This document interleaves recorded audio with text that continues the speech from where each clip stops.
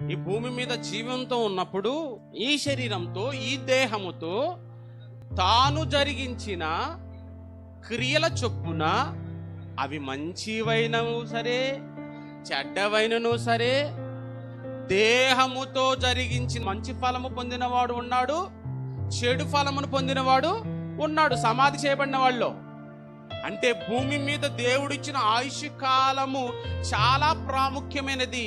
ఆ జీవిత కాలంలో దేహంతో జరిగించే మంచి ఉంది, దేహంతో జరిగించే చెడు ఉంది. ఆ మంచి చెడలను బట్టే ఒకరోజు క్రీస్తు న్యాయము పీఠము ఎదుట మనమంతా ప్రత్యక్షమవుతాము. మన సమాధులన్నీ తెరవబడతాయి. కానీ మేలు చేసేవాడు ఎటు సైడ్ నిలబడతాడు?